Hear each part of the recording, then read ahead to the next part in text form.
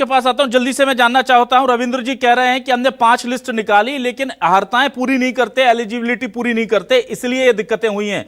क्या ये बातें सही हैं कि इनके पास 5-5 बार इनको कॉल किया गया लेकिन ये लोग नहीं पहुंच पाए? सत्या।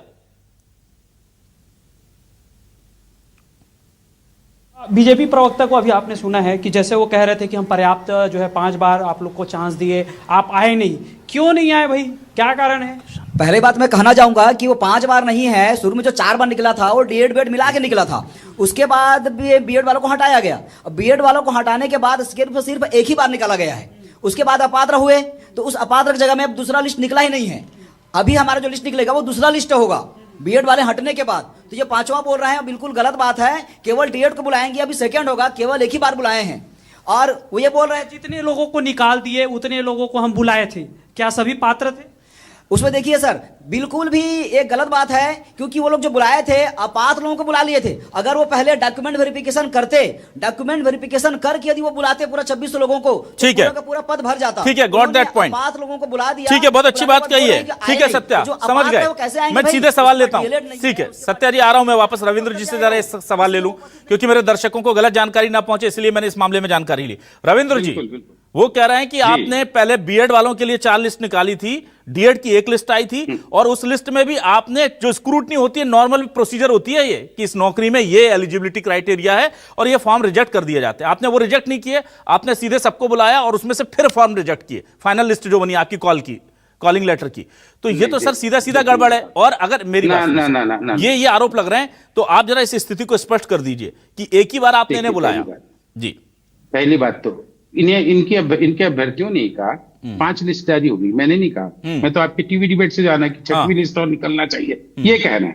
मुझे तो उसकी जानकारी। इसका मतलब है हमारी सरकार ने 5 लिस्ट निकाली दूसरी बार, जो बुलाया गया था बीएड के लिए था सर। सुनिए नहीं, बीएड से हटा के डीएड वालों के लिए, डीएड की वो कह रहा है 4 लिस्ट। स्थिति स्पष्ट कीजिए। डीएड अभ्यर्थियों को 4 बार कॉल किया था या नहीं, ये बताइए आप। सबसे बड़ी बात देखिए, किस आधार पे बुलाया गया था? कट ऑफ के मार्क्स पर बुलाया गया था।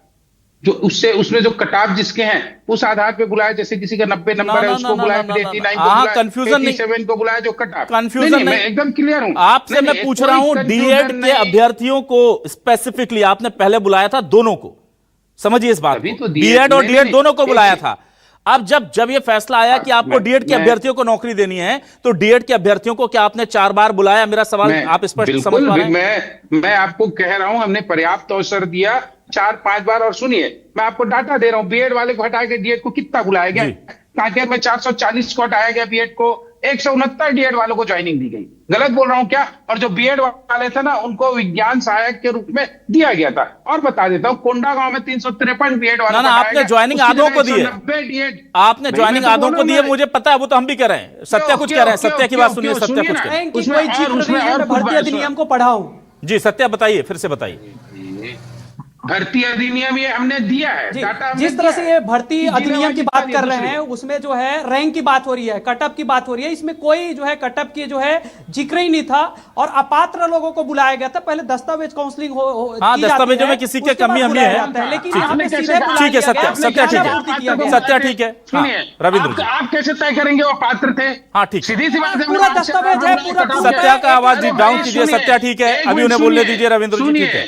कट ऑफ मार्क्स के आधार पर बुलाया गया, उसमें जांच की गई, जो अपात्र पाया गया उसको हटा दिया गया। नहीं तो हमने तो बुलाया था ना 490 की जगह 490 को, उसमें 100। रविंद्र जी ऐसा नहीं होता। रविंद्र जी देखिए, नॉर्मल प्रोसीजर ये होती है कि अगर आपने इसमें 3 कंडीशन लगाई कि भाई इतना मार्क है कि नहीं, ये इतने इनके पास ये दस्तावेज है कि नहीं, ये टी8 है या नहीं, पहले आवेदन आते हैं, उन्हें रिजेक्ट किया जाता है, और फिर जो बचते हैं उनमें अगर लगता है कि अभी पूरे नहीं आए हैं तो और बुला लिए जाते हैं। आप मैं बता रहा हूं। अच्छा ठीक है, चलिए रविंद्र जी, चलिए मैंने आपकी बात मान ली कि टेक्निकल रीजन निकालकर आपने इन्हें अपात्र बता दिया, हो गए वो अपात्र। सुनिए बता रहा हूं जी। आप छत्तीसगढ़ पब्लिक सर्विस का भी रिजल्ट देखिएगा, वो मेरिट लिस्ट जारी करता है, किसको डिप्टी कलेक्टर मिला, किसको डीएसपी मिला, उसने दे दिया। अब उसके बाद भेजते हैं विभाग को, विभाग सत्यापन करता है, यदि उसमें कोई फर्जी डॉक्यूमेंट्स होता है, कोई फुलफिल नहीं करता, उसके बाद हटाया जाए ना। 1 मिनट, उसकी वेट लिस्ट होती है। अरे रविंद्र जी, उसकी वेट लिस्ट होती है ना। वेटिंग लिस्ट आप खाली रखते हैं पद? आप छत्तीसगढ़ पीएससी के पद खाली रखते हैं क्या? छत्तीस सारे लिस्ट देख लीजिए। आप बिल्कुल 36 पहले दस्तावेज का सत्यापन कब होता है? सिलेक्शन के बाद होता है। रविंद्र जी, और रविंद्र जी, रविंद्र जी, वेटिंग से क्या उठाते हैं। आप पद खाली रखते हैं? फिर पद खाली रखते हैं कि नीचे वाले को देते हैं नौकरी? देखिए, हाँ, ना, हाँ, ये बताइए। मैं उसमें भी आ रहा हूँ, उसमें भी आ रहा हूँ। जैसे मान लो कि डिप्टी कलेक्टर के 10 हमने चयन किया, एक या दो वेटिंग निकाला हमने, 10% रखना है। मान लो कि उसमें से कोई ज्वाइनिंग नहीं करता या दस्तावेज अपात्र पाए जाते हैं, फिर वेटिंग से उठाया जाता है। इसीलिए तो हम एक ही बार लिस्ट किए क्या? उसका जो अपात्र हुए उसको बोला, मैं कारण बताता हूँ। बहुत सारे लोग आए लेकिन उन्होंने दूर दराज की जगह जाने से इनकार कर दिया, जो मेरे पास ऑफिशियल मतलब इंक्वायरी है ना उसमें। दूसरा, कई लोग उनको स्कूल अलॉटमेंट किया है तो वो कहाँ से जो है स्कूल ज्वाइन करेगा? तो ऐसे में तो अपात्र की सूची निकलेगी ना, और तो उसमें टेट हम पास लोग होना अनिवार्य था। बहुत से लोग नहीं थे उसमें। ठीक है। 2 जुलाई 2023 रविंद्र जी। अब उसके बाद आते हैं तो उसमें क्या दोष है? नहीं, देखिए, मैंने और निवेदन किया, मैं आंदोलन करने से नहीं रोका। मैंने शुरुआत में क्या कहा, प्लीज इस तरह मत करिए, जल समाधि मत करिए, घुटने के बल मत आइए, तकलीफ होती है। यदि हमारी नियत और नीति खराब होती तो हम इतने लोगों को लेते क्या? अच्छा ठीक है, एक मिनट जरा ऑडियो डाउन कीजिए। ठीक है, हमारी बहन का ऑडियो डाउन कीजिए। रविंद्र जी, आपकी नियत अच्छी है। एक पर्टिकुलर वैकेंसी निकली, उसमें आप इनको नौकरी नहीं दे सकते, ये भी मान लिया मैंने, क्योंकि आपके कानून ने हाथ बांध दिए हैं और आपने पूरी दम लगा ली और आप नहीं दे पा रहे हैं। आपकी बहुत इच्छा है पर आप नहीं दे पा रहे हैं। हालांकि वो कह रहे हैं कि चाहे तो हो सकता है, पर ठीक है, मान लिया, सब मान लिया। अब आपको कौन सा कानून रोक रहा है कि 57,000 पोस्ट खाली हैं, इन 1300 लोगों को नौकरी दे दीजिए आप नई वैकेंसी निकाल करके? ये कौन सा कानून रोक रहा है, ये बता दीजिए। देखिए, मैं बता रहा हूं, यदि 57,000 है, हमने 5,000 का निकाला है, आइए ना, आप सम्मिलित होइए, परीक्षा में प्रतियोगी परीक्षा है, 5,000 हमने निकाला है, 5 साल में हम फिर निकालेंगे 10,000, फिर निकालेंगे 25,000। अच्छा, तो ये लोग परीक्षा ही देते रहे? ये लोग परीक्षा ही देते रहे? क्यों नहीं देंगे? वो उस परीक्षा के लिए हो गया, उसके बाद देना पड़ेगा। सत्यप्रकाश सिंह जी, आप आइए। सत्यप्रकाश सिंह जी, ठीक है, ठीक है। हाँ, कभी ऐसा नहीं होता एक वैकेंसी से छोड़ के दूसरी वैकेंसी की उनको दे दिया जाए। परीक्षा में सम्मिलित होना पड़ता है, परीक्षा के नियम। ठीक है सत्यप्रकाश जी, यहां तो देखिए पार्टी ने तय कर लिया, लग रहा है सरकार ने तय कर लिया कि नहीं देंगे तो नहीं देंगे। कोर्ट की इतनी सारी ये है वो है, पता नहीं कितने सारे नियम कानून हैं। हालांकि सरकारें होती हैं ऐसे मामलों में बीच का रास्ता निकालने के लिए, पर ऐसा लग रहा है कि यहां पर तय कर लिया है टेक्निकली ग्राउंड में कि जितने भी बीच के रास्ते हैं सब पर दरवाजे लगा दीजिए और उन पर मार दीजिए अलीगढ़ का ताला। अब भाई ये तो क्लियर है कि इस बार तो इनकी व्यवस्था ऐसे तो नहीं बनेगी जैसे ये चाहते हैं। अब कांग्रेस इस मामले को लेकर क्या मांग करती है? देखिए अभिलाष जी, मैं रविंद्र सिंह जी को जिस तरह से जानता हूँ, ये भी स्टूडेंट और ये भी तैयारियां करते थे, तब ये बहुत दर्द समझते थे, मगर आज अभी पार्टी में आ गए, सत्ता में आ गए, तो इनका दर्द नहीं समझ पा रहे। सत्ता के, ये मैं बोलूंगा कि रविंद्र सिंह जी के कोई सत्ता गवर्नमेंट आ चुका और इनका दर्द नहीं समझ पा रहे। ठीक है, आपने अच्छा ही बता दिया और मैंने पहले बता दिया, ये एनसीटी का है। रविंद्र जी की आवाज दीजिए भाई, रविंद्र जी की आवाज कम नहीं करेंगे। हम तो देखिए विपक्ष थे, हम बार बार यही बोल रहे कि आपने ठीक है 33,000 35,000 30,000 कितना विधानसभा में घोषणा। सत्य आपकी आवाज हम नहीं ले पा रहे हैं, माफी चाहेंगे। अभी आप हमारी मेहमानों को रोकिए जरा। की गारंटी क्या फेल हो गई? रविंद्र सिंह जी ये बता रहे हैं, खुलेआम बता रहे हैं कि आप फेल हो गई। और जिस तरह से अभ्यर्थी से ये सवाल जवाब कर रहे हैं, ये दिख रहा है कि इनके अंदर संवेदनशीलता नहीं है। ठीक है, ये नौकरी देना ही नहीं चाहते। ठीक है, आप इनको या तो सीधे से जेल में डाल दीजिए। आप क्या नौकरी की बात करोगे? ठीक है, ठीक है, ठीक है, ठीक है, ठीक है, ठीक है। चलिए मैं जल्दी से वीरेंद्र जी का कनेक्शन लूज हो जा रहा है बार बार। चलिए डीएड अभ्यर्थियों के पास चलते हैं तब तक। वीरेंद्र जी के पास आते हैं। ठीक है वीरेंद्र जी, आप सुन पा रहे हैं मुझे? वीरेंद्र जी थोड़ा नजदीक आ जाइए आप, आपका कैमरा जो है फ्रेम से बाहर हो गया है। और सत्ता में रहते हुए इनको देना पड़ेगा रोजगार। ठीक है वीरेंद्र जी, अपने कैमरे को ठीक कीजिए। वीरेंद्र जी आप सुन पा रहे हैं मुझे? घोषणा विधानसभा करके भाग रहे, तो ये दिखता है। वीरेंद्र जी आप मुझे सुन पा रहे हैं? लगता है वो मुझे सुन भी नहीं पा रहे हैं वीरेंद्र। हाँ हाँ, आप सुन पा रहे हैं, ठीक है वीरेंद्र जी, ठीक है। अब आप फ्रेम में आ जाइए, आप जरा दिख नहीं रहे वीरेंद्र जी। आप सरकार की मंशा है इनको नहीं नौकरी देने की, ठीक है। चलिए मैं सत्या राजपूत के पास चलता हूं, तब तक सत्या राजपूत के पास जा रहा हूं। ठीक है, एक मिनट सर, एक मिनट। रविंद्र जी सत्यप्रकाश जी, रविंद्र जी सत्यप्रकाश जी, जो अभ्यर्थी उनकी बात भी सुन लेते हैं थोड़ी सी। जी सत्या, जल्दी से बताइए भाई, टेक्निकल ग्राउंड पर तो ये लोग नहीं जा सकते, हाईकोर्ट भी गए थे, इन्हें निराशा हाथ लगी है शायद, जो मेरे पास जानकारी, अगर मैं सही हूं तो। अब अगर ये व्यवस्था नहीं होती तो परीक्षा में क्यों नहीं आना चाहते?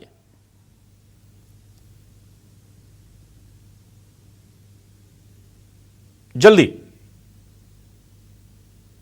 सत्य, आप सुन पा रहे हैं? सत्य, आप तक मेरी आवाज पहुंच रही है? जी सत्या, मैं जानना चाहता हूं कि इस मामले में टेक्निकल ग्राउंड पर इनका केस नहीं बनता है, हाईकोर्ट भी शायद ये लोग गए थे, वहां से निराशा हाथ लगी है, तो अब क्या अगली परीक्षाओं में शामिल क्यों नहीं होना चाहते? ये जो है सवाल अब ये उठ रहा है कि भाई आप लोग अगली परीक्षा की तैयारी क्यों नहीं कर रहे हैं? हाई कोर्ट गए थे तो आपका जो है क्या हुआ इस मसले पे?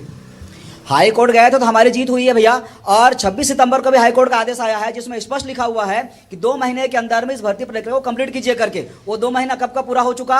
उसके बाद हम लोग सभी विधायक मंत्री के पास जाके हम हाथ पांव जोड़े हैं कि हमारी भर्ती प्रक्रिया को कंप्लीट कर दीजिए, हाई कोर्ट के आदेश का पालन कर दीजिए करके। तब भी इनके कान में जूं तक नहीं रहेगा, इसलिए हम 24 दिसंबर से यहाँ पर आमरण अनशन पर बैठे हुए हैं। आज 100 दिन हो गया, फिर भी अभी तक कोई भी एक नेता, एक मंत्री जो है हमसे मिलने का नहीं आया। एक चीज बताइए, हाई कोर्ट सुप्रीम कोर्ट ने क्या कहा था, स्पष्ट तौर पे बताइए।